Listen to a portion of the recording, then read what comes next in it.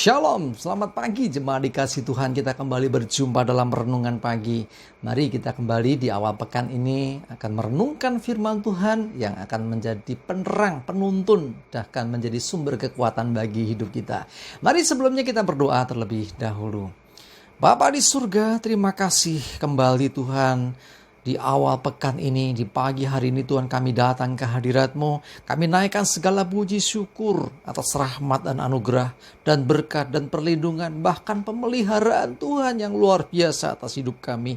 Terima kasih ya Tuhan. Dan pagi ini kami akan merenungkan firman-Mu. Mari Tuhan singkapkan dan nyatakan kebenaran firman-Mu. Dan urapi kami semua sehingga bisa menangkap pesan Tuhan dan juga melakukannya dalam hidup kami. Terima kasih Tuhan. Hanya dalam nama Tuhan Yesus kami bersyukur dan berdoa. Amin. Mari jemaat dikasih Tuhan, kita buka Alkitab kita. Renungan pagi ini saya ambilkan dari Yeremia 32 ayat yang ke-17. Saya bacakan. Tuhan Allah, sesungguhnya Engkaulah yang telah menjadikan langit dan bumi dengan kekuatan-Mu yang besar dan dengan lengan-Mu yang terentang. Tiada suatu apapun yang mustahil untukmu.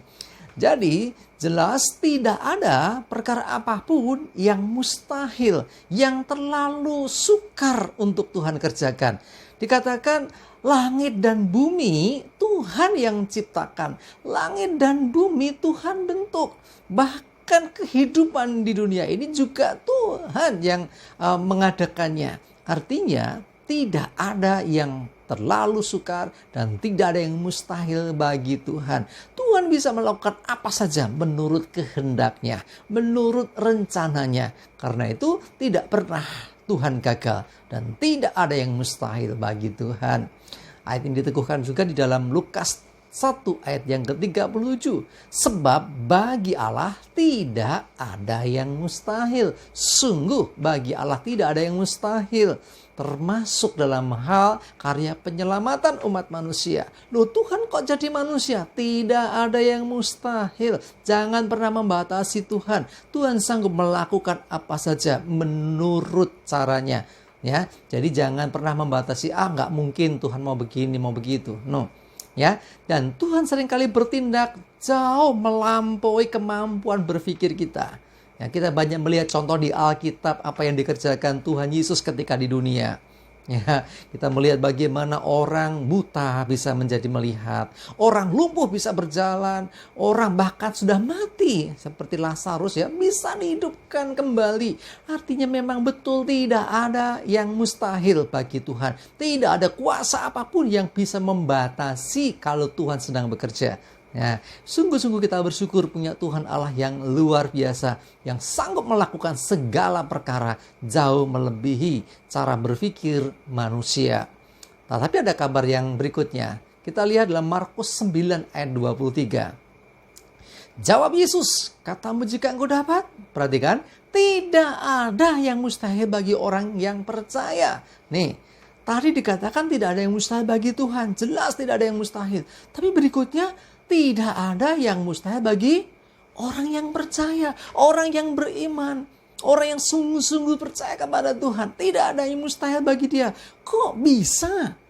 Ya, sebetulnya orangnya orang biasa, termasuk Bapak Ibu dan kita semua.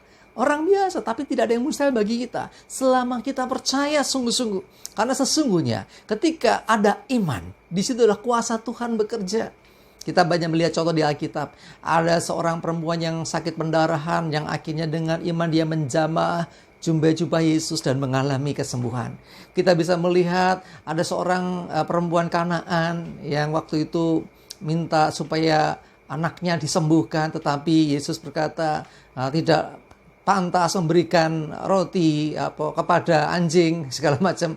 Tapi perempuan itu juga tetap punya iman dan akhirnya mujizat terjadi. Banyak contoh di Alkitab orang-orang yang beriman, punya iman yang luar biasa, akhirnya mujizat terjadi dalam hidupnya. Nah, demikian juga dengan kita. Kalau saudara percaya apapun pergumulan, apapun masalah saudara, tidak ada yang mustahil bagi saudara. Kenapa? Karena ada Tuhan. Karena ketika saudara percaya sungguh-sungguh, sesungguhnya engkau sejalan dengan Tuhan dan kuasa Tuhan akan dinyatakan. Sekali lagi, sejauh itu sesuai dengan rencana Tuhan, sejauh tidak bertentangan dengan kehendaknya, maka mujizat itu pasti terjadi. Ingat, yang melakukan mujizat Tuhan Yesus sendiri. Ya, Tuhan yang turun tangan menyatakan kuasanya. Jangan heran, zaman dulu mujizat terjadi. Zaman sekarang pun masih banyak mujizat terjadi.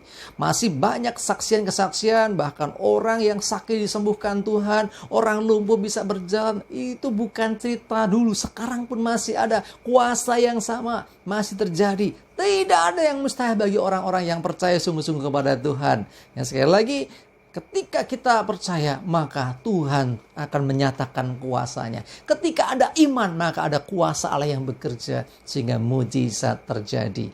Mungkin saudara berkata, aku sudah berdoa sungguh-sungguh sekian lama, ternyata tidak ada mujizat, tidak terjadi mujizat apa-apa. Masalah masih ada, pergumulan gak hilang-hilang, gak ada penyelesaian sampai sekarang. Saya mau katakan, jangan putus asa, tetap percaya kepada Tuhan. Kalau sudah beriman sungguh-sungguh ternyata, wah akhirnya yang terjadi yang sebalik, yang tidak seperti yang aku percaya. Saya mau beritahu saudara, kalau engkau sungguh-sungguh percaya kepada Tuhan, semua sanggup diubahkan oleh Tuhan. Tetapi kalau Tuhan tidak melakukan itu, pasti Tuhan punya rencana yang lebih baik untuk hidup saudara. Ya, jangan membatasi Tuhan sekali lagi. Ya, kalau kita berdoa sungguh-sungguh dengan iman, aku percaya. Ya, kita percaya mujizat, ternyata tidak terjadi. Itu berarti Tuhan sedang menyatakan kuasanya. Justru di balik apa yang terjadi itu ada rencana Tuhan yang jauh lebih baik, yang jauh lebih besar dari apa yang kita pikirkan. Jauh melebihi apa yang kita minta. Kita minta misalnya mujizat kesembuhan, ternyata akhirnya orang yang kita doakan dipanggil Tuhan. Pasti ada maksud Tuhan yang terbaik di balik itu semua. Kita berdoa seperti misalnya ya, contoh ya. Jadi ada seorang namanya Thomas Alva Edison. Saudara masih ingat kisahnya. Dia orang yang luar biasa sekali. Ya, tetapi saudara tahu latar belakangnya, dia sampai nggak boleh sekolah. Nah, tetapi sekarang orang yang nggak sekolah itu menemukan banyak penemuan yang luar biasa, mendapat Nobel. Ya, bahkan orang-orang pinter sekarang belajar dari orang yang tidak bisa mengenyam bangku sekolahan karena hanya dididik oleh ibunya di rumah. Loh, tidak ada yang mustahil toh. Ya, mungkin seakan-akan kenapa nggak boleh, kenapa nggak bisa, kenapa kok nggak terjadi seperti ini. Jangan batasi Tuhan. Ingat, Tuhan berperkara menurut caranya. Tetapi kalau engkau bisa menangkap akan isi hati Tuhan, engkau bisa memiliki iman yang sungguh-sungguh dan itu sejalan dengan rencana Tuhan, maka mujizat pasti terjadi. Tidak ada yang mustahil bagi saudara dan saya, bagi orang-orang yang percaya. Dan kita percaya tidak ada yang mustahil bagi Tuhan dan tidak ada yang mustahil bagi orang-orang yang percaya kepada Tuhan. Percayalah, Tuhan punya rancangan yang terbaik atas hidup kita. Amin. Kita berdoa. Terima kasih Tuhan, kami bersyukur untuk firman-Mu pagi ini.